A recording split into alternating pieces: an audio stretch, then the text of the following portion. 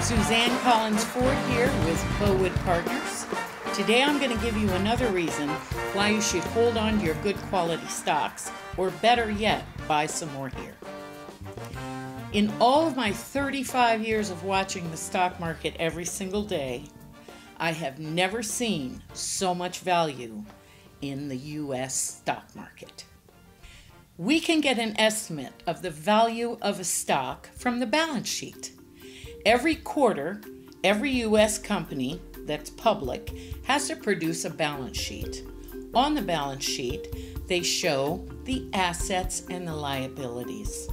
A company has plants, factory, goodwill, other assets. It also has cash, and it also has debt. So you take the cash, all of the assets, minus the debt, and you get the value. Well, the balance sheets have changed quite a bit in the last couple of decades. In the old days, companies had a lot of debt because they had to build a lot of infrastructure. You had big plants, big factories, very costly. They also had very little cash to work with generally. Now, companies have a lot more cash and a lot less debt. And the debt that they do have is actually at a much lower interest rate than it's been in the past. Now, most companies have between 3 and 5% rate of interest on their debt. In the old days, it was absolutely over 6% most of the time. In addition, companies have lots and lots of cash.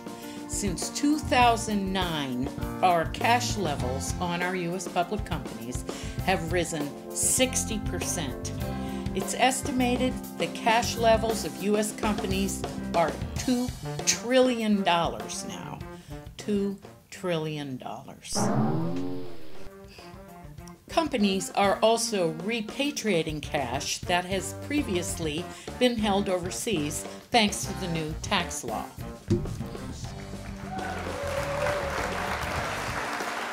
This means even more cash on the balance sheets in the near future.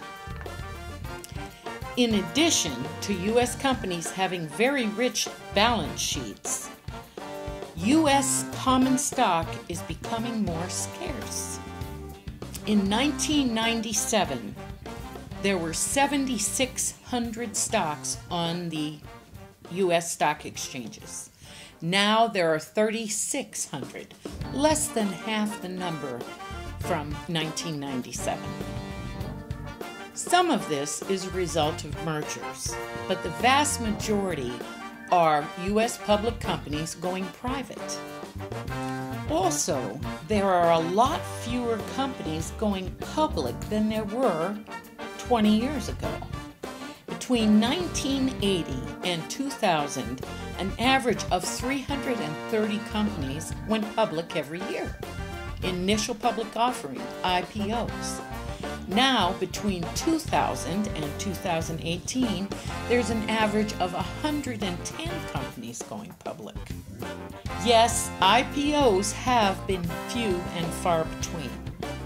Does that mean that U.S. business is not growing? Oh, it's growing all right. In the year 2000, GDP, gross domestic product, was $10 trillion, around $10 trillion. Now, in 2018, it's almost double that, at $19.5 trillion expected this year in goods and services. So, our gross production in this country has almost doubled, and the number of stocks that we can buy on the public exchanges have dropped by half. But where is the ownership then, if it's not owned by the public? The ownership is with those who can buy an entire company. We're talking the top 1 or 2% of the U.S. population. You can see this now with the U.S. technology companies, unicorns. They are all being bought by private parties, venture capitalists. No new stock issues needed, and no opportunity for the common man to invest it either. Stock is also disappearing from the market through stock buybacks. Goldman Sachs this year estimates that over $1 trillion will be taken off the market in stock buybacks this year. This inherently raises the value of a single share of stock. It makes sense that with the same number of assets and less shares of stock, it's going to increase the value of that share. Dividends are going up as well. The average dividend on the S&P 500 is now 2.2%. That's better than most CDs, and the tax treatment on U.S. stocks is much better as well. So the second reason to hold on to your good stock, the increasing intrinsic value of U.S. public companies. Suzanne Collins Ford here. Thanks for listening today, and check out Bowood Partners for more investment advice.